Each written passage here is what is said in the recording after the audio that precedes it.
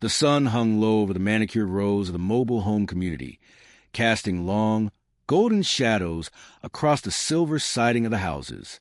It was a place that promised peace and a certain kind of neighborly closeness, the kind where everyone knew whose car was pulling in at 6 o'clock and who liked their music just a little too loud on a Sunday afternoon. In this quiet corner of the world, two lives had been intertwined for 2 years, though not always in the way the brochures of community had suggested. Robin Shepler was a woman who valued order and the quiet dignity of a well-kept home. She lived across the street from Garrett Tappendorf, a man who possessed the restless energy of someone who was always fixing something, even if it was not broken. For 2 years, they had existed in that strange, modern state of being neighbors, close enough to hear a lawnmower, but distant enough to remain mysteries to one another. There had been one exception, a single evening when the barriers had dropped. They had gone out for a Friday night fish dinner, just the two of them. It was a simple affair, the scent of fried batter and the hum of local chatter providing a backdrop for a conversation that, at the time, seemed like the beginning of a genuine friendship. They had talked about their lives and their histories, and for a few hours, the distance between their front doors seemed to vanish. However, as is often the case when the initial glow of a new acquaintance fades, the reality of their differing temperaments began to surface. Garrett had a habit that grated on Robin's nerves like sandpaper on fine wood. He liked his music loud. To him, the thumping bass was a heartbeat of productive day. To Robin, it was a wall of sound that invaded her sanctuary. The tension reached a breaking point one afternoon when the volume became unbearable. Robin, feeling she had no other choice to reclaim her peace, called the police. The next day, as she stepped out her car, the air between their homes was no longer filled with music, but with the cold, sharp edge of words.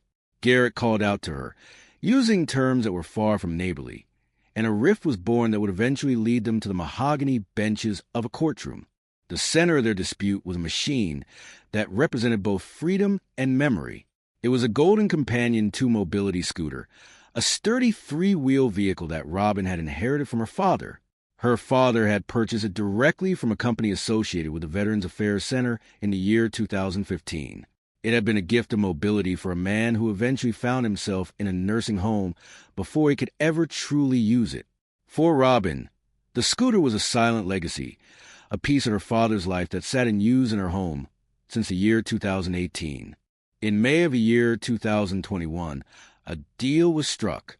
Garrett, the neighborhood handyman, had expressed interest in the scooter. Robin, knowing it had been sitting idle and likely needed 2 new batteries, saw an opportunity. She imagined she could sell it for $3,000 on her own, but Garrett was right there, and he had skills she needed. Her home required a dishwasher, and her water felt the need for a softener. They entered into a verbal agreement, the kind of handshake deal that feels solid in the warmth of the sun, but can become translucent under the harsh lights of justice. Robin suggested a price of $1,500, thinking that Garrett's labor would bridge the gap. Garrett took possession of the scooter and set to work. He cut into the kitchen cabinets, prepared the plumbing, and ran the electrical lines. He even went above and beyond by installing an extra outlet for her microwave. To him, this was the currency of the neighborhood, sweat and skill traded for a machine he could use. But Robin was not satisfied. She looked at the used dishwasher he had installed and saw a job half done. She saw a machine that eventually needed to be replaced with a new one. In her mind, the value of her father's pristine, if aged, scooter was far greater than the work Garrett had performed. 8 months passed before any money changed hands. Eventually, Garrett's girlfriend delivered $500 to Robin's mailbox. In Garrett's mind, between the labor and the cash, the debt was more than settled. In Robin's mind, the harassment had only just begun. She spoke of the music, of Garrett's behavior in the yard that she found vulgar, and of the night the street turned into a theater of lights. She told the story of the spotlights. Garrett had placed them in his flower bed, running extension cords that looked like black snakes in the grass. One night, returning from an evening activity at 10:30, Robin turned the corner to find her entire house bathed in a blinding glare. The spotlights were aimed directly at her windows. It felt like an interrogation, a silent shout across the street. The police arrived within 11 minutes, and though the lights went off, The sense of safety did not return. In the courtroom of Madam Justice Judy, the truth was sifted from the sediment of emotion. The judge, with a mind as sharp as a winter frost, looked at the facts. She looked at the market value of a scooter from the year 2007 or 2015. She saw that even a new one cost less than $3,000 and that the $500 Robin had accepted, combined with the extensive labor Garrett had performed, was a more than fair exchange. The judge noted that if one wanted professional installation, one should hire a professional. But if one trades with a neighbor, one accepts the neighborly result. The case was dismissed, leaving behind a lesson in the complexity of human expectations. Robin had felt her father's memory was worth more than the market allowed, and Garrett had felt his labor was undervalued. In the end, Garrett was evicted from the park, a result he claimed was due to Robin's constant complaints. Though he lacked the proof to win a counterclaim, the community regained its quiet, and the two neighbors went their separate ways, perhaps wiser about the invisible costs of verbal contracts and the fragile nature of peace. As one story closed, another opened in the same Hall of Justice, involving a man named Vincent Huntsman and his former employee, Jesse Valdez. This was a story of a different kind of trust, one built on the foundations of a career and the hope for a stable home. Vincent was a man who had built his own business and took pride in helping his workers succeed. Jesse was a young man with a girlfriend and 2 children, looking for a start in an apartment in Midvale, Utah. In the year 2022, Jesse began working for Vincent, doing the hard, itchy work of installing insulation. Vincent saw promise in the young man and wanted him to be a reliable part of the team. When Jesse and his family needed a security deposit of $2,800 to secure their apartment, Vincent did something few employers would do. He advanced the money. He gave Jesse the funds in 2 installments of $1,400 each, once in August and once in September. It was a gesture of faith, an investment in a man's future, so that he could have the stability of a roof over his children's heads. However, the human heart is a complicated thing. Only a month after receiving the full amount of the security deposit, Jesse decided to leave his job. He claimed he had no option but to become a stay-at-home father. While the role of the parent is noble, the timing left Vincent with a heavy loss and a sense of betrayal. In the courtroom, Jesse argued that the money had been a gift, a sign of how much Vincent wanted him to stay. He pointed to his own financial struggles and the increased cost of his background checks, trying to explain why the debt remained unpaid. The judge, however, saw the situation with clarity.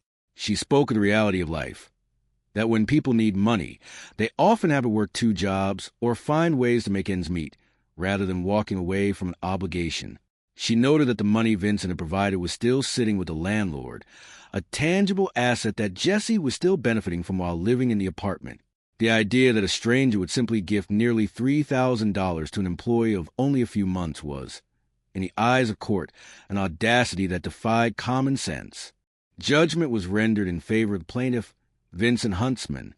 It was a victory for the principle that a helping hand should not be bitten. Vincent, despite the loss of his employee and the time spent in court, remained a man who wanted to see others succeed, though perhaps he would be more cautious in the future.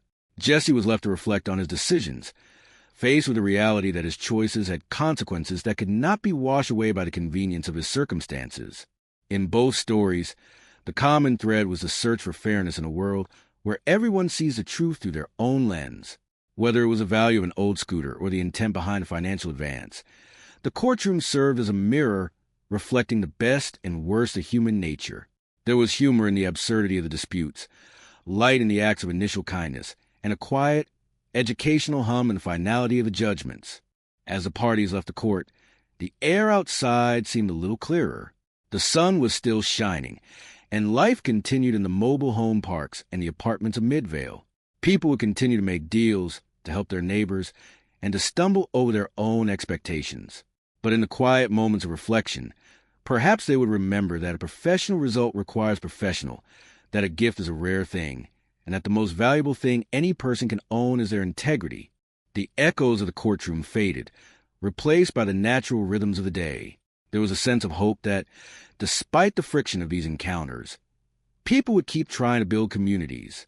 They would keep looking for ways to support one another, learning with every small claim and every shared dinner that the real value in neighbor is not in what they can do for you, but in the respect you give to the space between your homes. And in that space, between the music and the silence, between the loan and the labor, lies the true heart of the human story.